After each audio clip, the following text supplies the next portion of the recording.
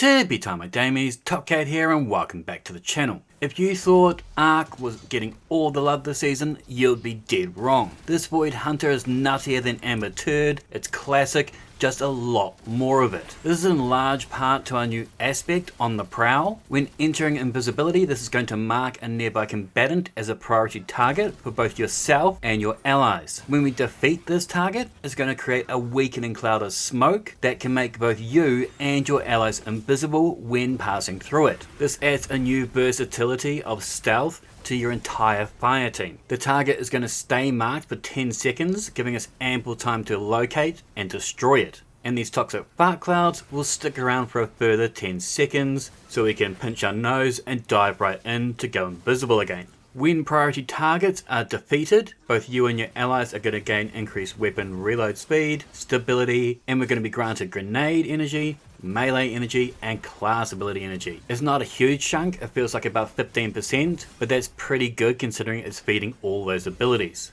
With this new method of chaining invisibility, we're going to be pairing this with the Gyrfalcon's chest piece. Our void weapons will gain volatile rounds after we emerge from being invisible, and by defeating a combatant whilst using a finisher, all of our weapons gain that damage bonus. You and nearby allies are going to gain a reserve shield and improved class ability regeneration. To use this overshield, we just need to use our dodge ability. We get volatile rounds for 9 seconds, and when we finish a target from invisibility, it'll grant us a 35% weapon damage bonus for 6 seconds. To loop this further, we use the Stylus Executioner aspect, so in defeating a weakened, suppressed, or in our case volatile target, we're going to get invisibility and true sight. Now by running these two aspects, we're throwing up a lot more weaken and actually have a higher uptime with invisibility over our invis dodge. One negative you might think is it's hard to start off this chain, but it's actually not the case. We're going to need to weaken something. We can either chuck that fart bomb in their face and kill them, but the main way I'm doing it is by equipping a void weapon,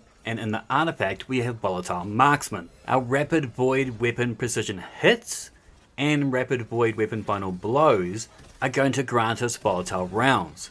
No kills required, just those hits. So if we land a third of our mag with crits on a target, we're going to activate those volatile rounds, we kill said target, and this will start off our invis loop. I'll be maining the hard light this season on my Void Hunter. Between the bullets and those ricochets, they do really well when it comes to triggering our volatile particles, and I've got a massive rework to the perk fundamentals. The hard light's base damage is 3470 against our red bars, but by picking up a Void Breach, it's going to jump up our damage to 4510 for 10 seconds. This is a 30% damage bonus. And with our breaches, we have a 10-second cooldown on them, so we can loop these fairly consistently. For those thick boys like our barrier champs, we need a little bit more DPS.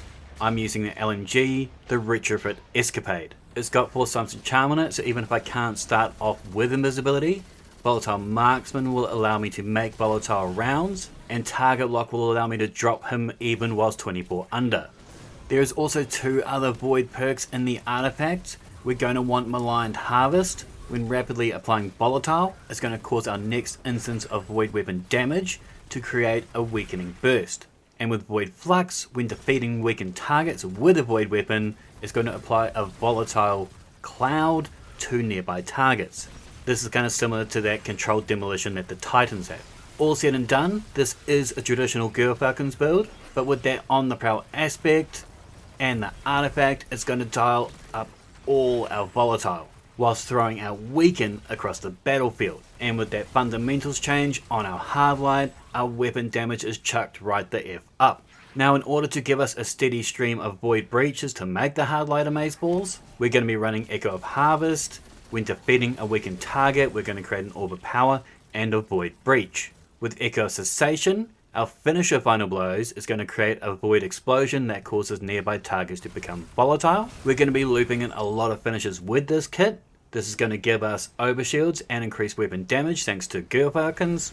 And when we defeat any volatile target, it's also going to create a void breach, making us tons of big booms. I'm running 2 void surge mods on my kicks, and I'm running a time dilation on my cape so I can extend that timer out of this weapon surge. This is going to give us a further 17% damage bonus. to make our new base damage 5277 per shot. With Cessation, I'm also running Obscurity, so finishes are going to make us go invis after we've completed them. We've got Echo Cessation, so when we pick up an Orb of Power or avoid Breach, of which we're going to have more of them than we know what to do with, this is going to grant us Devour. Now Devour has been nerfed a little bit recently. It only really refunds half of our health now, unless you're on a Warlock, but half health per kill is still better than no health per kill, and as you quite often shoot one thing with Volatile and it blows up a bunch of things, it kind of full triggers anyway. Our last fragment is Echo Persistence. This is going to make both our Devour and Invisibility last longer. I'm running that Scatter Signal Fusion in my top slot, as we got Unstopped Fusions this season. It's going to slightly drop their damage output down to us, and with Controlled Burst we're going to be doing more damage to them. But it's not just about that DPS. With Unraveling Orbs, when we pick up an Orb of Power, it's going to give our Strand weapons Unraveling rounds. So quite often leading into a horde of enemies, I'll just spray up one round, and between Volatile and Unraveling rounds, they're just going to be making a whole massive storm of mess. And it doesn't stop there. With Horde Shadow, when damaging unraveled targets with weapons, it's occasionally going to spawn a Threadling. So now we've got 3 massive AoE effects happening effortlessly. Now feel free to pause here for my mods, artifact and fragments, but there will be a dim link in the description down below. Now no doubt you hunters already have a good Gyrfalcon setup, but with just a few tweaks, this kit can double in power. I've set this up to be versatile, whether I'm soloing a Lost Sector, running a Grandmaster or doing DPS on a dungeon boss, but I'd love to know your thoughts in the comments down below. Make sure to thumb it if you dug it, sub if you're new, and as always, tippy time my damies, what a tie.